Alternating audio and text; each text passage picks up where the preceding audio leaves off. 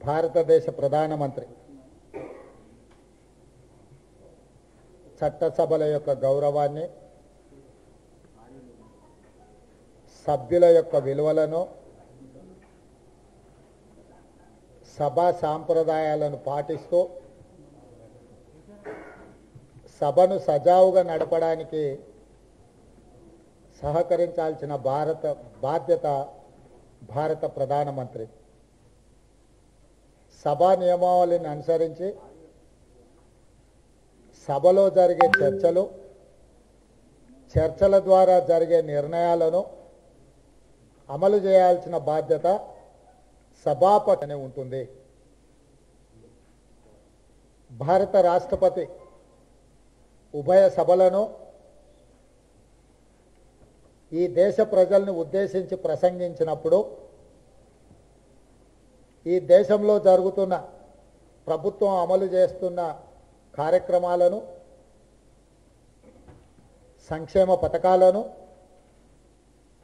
ఇతర దేశాలతో మనకున్న సత్సంబంధాలను, ప్రజాస్వామ్య స్ఫూర్తిని కాపాడుతూ రాష్ట్రాల యొక్క కూడికనే దేశమన్న సంగతిని, స్ఫూర్తిని సూచిస్తూ రాష్ట్రపతి ప్రసంగించినప్పుడు రాష్ట్రపతి ప్రసంగానికి ప్రధానమంత్రి గారు ధన్యవాదాలు తెలుపుతూ జాతిని ఉద్దేశపరుస్తూ కులాలకు, మతాలకు, ప్రాంతాలకు, భాషలకు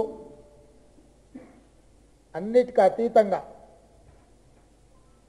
భారత రాజ్యాంగాన్ని అమలు చేసే ప్రతినిధిగా ఉత్తేజపరిచే విధంగా మాట్లాడాలి. సమభావంతో, సమన్వయంతో ఈ దేశంలో పరిపాలనను అందిస్తున్న విశ్వాసాన్ని 140 కోట్ల ప్రజలకు అందించి ఉత్సవాలను జరుపుకుంటున్న సందర్భంలో 73 సంవత్సరాల గణతంత్ర దినోత్సవాలు జరుపుకున్న సందర్భంలో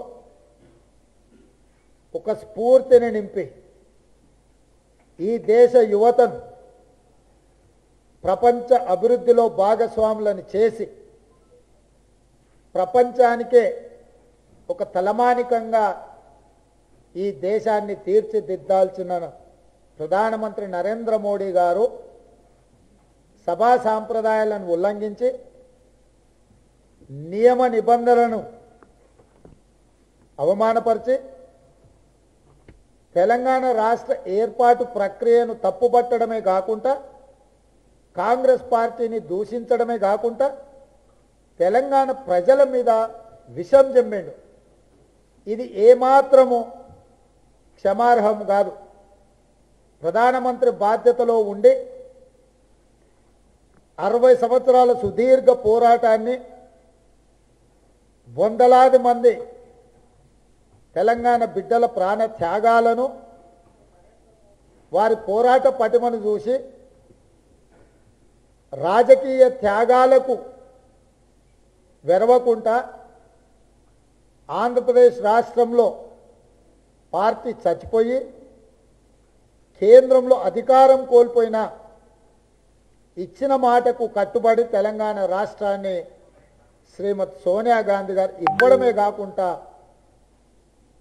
ఇచ్చిన తెలంగాణ రాష్ట్ర అభివృద్ధి పదం వైపు నడిపించడానికి హైదరాబాద్తో కూడుకున్న తెలంగాణతో పాటు ఉక్కు కర్మాగారాన్ని, రైల్వే కోచ్ ఫ్యాక్టరీని, గిరిజన యూనివర్సిటీని, తెలంగాణకు అత్యంత కీలకమైన విద్యుత్ ఉత్పత్తి చేయడానికి ఎన్టీపీసీ ద్వారా 4000 మెగావాట్ల విద్యుత్ ఉత్పత్తిని, 2013లోనే ఐటీఐఆర్ కారిడార్ను ఇవ్వడం ద్వారా తెలంగాణ యువతకు 15 లక్షల ఉద్యోగాలు ఇవ్వాలన్న ఉక్కు సంకల్పంతో చరిత్రలోనే సువర్ణ అక్షరాలతో లిఖించదగిన నిర్ణయాలను శ్రీమతి సోనియా గాంధీ గారు చేయడం జరిగింది.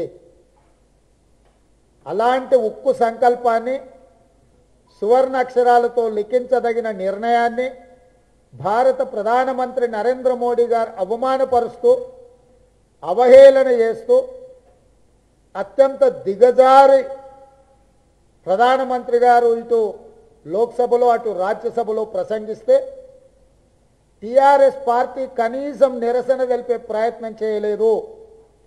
లోక్సభలో ప్రధానమంత్రి గారు మాట్లాడుతున్నప్పుడు వారి ప్రసంగానికి కాంగ్రెస్ పార్టీ అడ్డు తగులితే సభా నియమావళిని ఉల్లంఘించి సభా సాంప్రదాయాలను కాలరాస్తున్నారు మీరు అని ప్రధానమంత్రిని కాంగ్రెస్ పార్టీ నిలదీసినప్పుడు టిఆర్ఎస్ పార్లమెంట్ సభ్యులు మౌనంగా ఉన్నారు.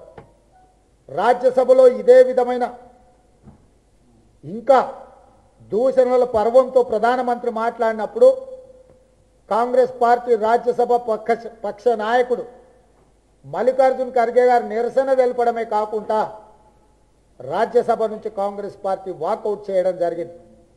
రాజ్యసభలో ఉన్న టిఆర్ఎస్ సభ్యులు మోడీ ప్రసంగానికి అనుకూలంగా అక్కడనే కూర్చొని మోడీ గారి ప్రసంగానికి వారు మద్దతు తెలపడం జరిగింది.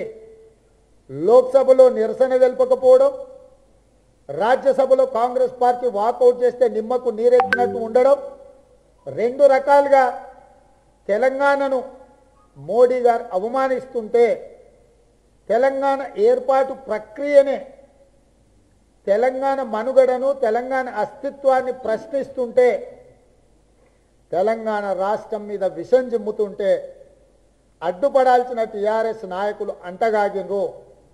ఈ పరిస్థితులను గమనించి తెలంగాణ ప్రదేశ్ కాంగ్రెస్ పార్టీ అధ్యక్షుడిగా నరేంద్ర మోడీ గారిని, టిఆర్ఎస్ను, కేసీఆర్ను నిలదీసి ప్రశ్నించి తెలంగాణ సమాజం ముందు వారిద్దరిని దోషులుగా, వారిద్దరి చీకటి ఒప్పందం, చీకటి మిత్రత్వం ఏ రకంగా ఉందో ప్రజలకు చెప్పిన తర్వాత ఉలిక్కిపడి లేసొచ్చి మేము కూడా నిరసన తెలుపుతామని చెప్పి పార్లమెంట్ సభ్యులు ఇక్కడ కొంతమంది టిఆర్ఎస్ నాయకులు ప్రసంగాలు చేసింది.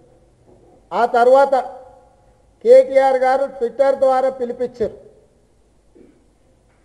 మేము నిరసనలు తెలుపుతాం, మేము ధర్నాలు చేస్తాం, మేము నల్ల జెండాల ప్రదర్శన చేస్తామని. కానీ తెలంగాణ సమాజం ఆశించింది, తెలంగాణ సమాజం యొక్క బాధ్యత తెలంగాణ రాష్ట్ర అభివృద్ధిని చావు నోట్లో తలబెట్టి రాష్ట్రాన్ని సాధించావిస్తూ ప్రజలు ఎక్కడ మర్చిపోతారో, ప్రజలను అబద్ధాల ద్వారా మభ్యపెట్టాలని ప్రసంగించే కేసీఆర్ గారు బయటకు వస్తారని మేము ఆశించినాం.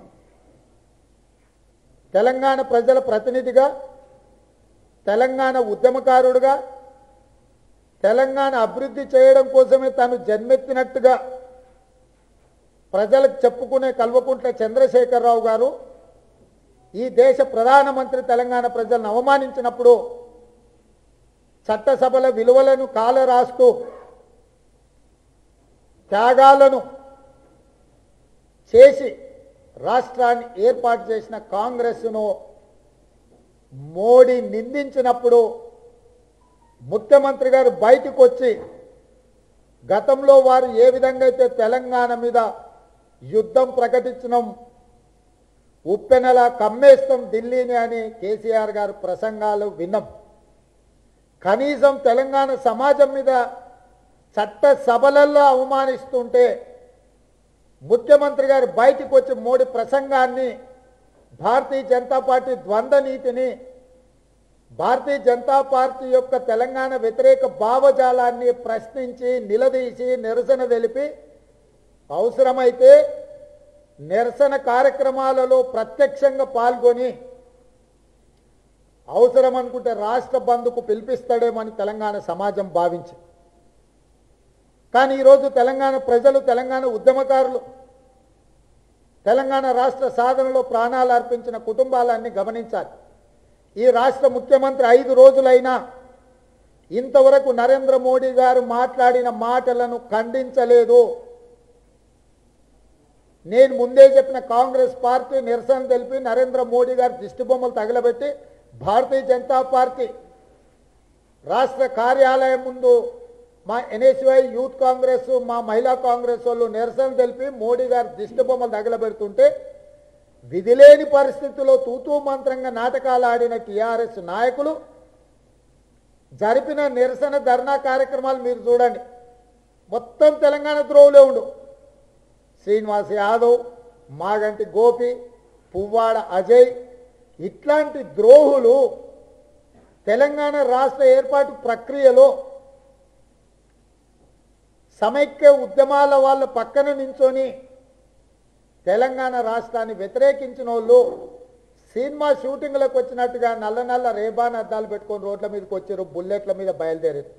బుద్ధుందా అన్నం తినటోడు ఎవడైనా నిరసన కార్యక్రమంలో బుల్లెట్ల మీద రేబాన్ అద్దాలు పెట్టుకొని సినిమా షూటింగ్ల కోసం తయారైనట్టుగా తయారై వచ్చి షూటింగ్ కార్యక్రమాలు మేకప్ ప్యాకప్ అనే విధంగా నిరసనలు వాళ్ళు తెలుపుతుంటే తెలంగాణ సాధించిందే నేను, తెలంగాణకి యజమానినే నేను, ఈ తెలంగాణ ప్రజల కోసం ప్రాణాలు అర్పిస్తాన్న కేసీఆర్ గారు ఎక్కడికి పోయిండు, ఎక్కడ దాచుకున్నాడని మేము అడుగుతున్నాం. కేసీఆర్ కుటుంబ సభ్యులను ఈ 5 రోజుల నుంచి మీరు ఒక్కసారి గమనించండి. తెలంగాణ సమాజానికి పాత్రికేయ మిత్రులకు విజ్ఞప్తి చేస్తున్నా. కేసీఆర్ కనిపించకుండా పోయిండు, కేటీఆర్ ప్రారంభోత్సవాలు చేస్తుండు, హరీష్ రావు గారు అభివృద్ధి కార్యక్రమాల సమీక్ష అంటుండు, సంతోషరావు గారు ఢిల్లీ వీధుల్లో మొక్కలు నాడుతున్నాడు, కవిత గారు ట్విట్టర్లో చిలుక పలుకులు పలుకుతుంది. కేసీఆర్, కేటీఆర్, హరీష్ రావు, సంతోషరావు, కవితారావు, ఈ 5 మంది ఎక్కడైనా భారత ప్రధానమంత్రి నరేంద్ర మోడీ గారు దిష్టి బొమ్మలు తగలబెట్టే కార్యక్రమంలో పాల్గొన్నారా? వీధుల్లో టీఆర్ఎస్ తెలిపిన నిరసన కార్యక్రమాలలో భాగస్వాములు అయినరా? మోడీ అంటే మీకు భయమా? మోడీ అంటే మీకు అభిమానం మీ కుటుంబ పెద్దనా? లేకపోతే నిరసన కార్యక్రమాలలో మీరు పాల్గొంటే మీ దోపిడీని తడని భయపడుతున్నారా అని నేను అడుగుతున్నా. హాయ్ ఫ్రెండ్స్, మా టుడే టుమారో యూట్యూబ్ ఛానల్ చూస్తున్నందుకు చాలా థ్యాంక్స్. మరిన్ని లేటెస్ట్ వీడియోస్ కోసం వెంటనే సబ్స్క్రైబ్ చేయండి. అలాగే ఈ బెల్ ని కూడా రింగ్ చేసేయండి. మా నోటిఫికేషన్స్ అన్ని మీ మొబైల్లో వస్తాయి. అలాగే మా వీడియోస్ మీకు నచ్చితే లైక్ చేయండి, షేర్ చేయండి, నచ్చకపోతే కామెంట్ చేయండి.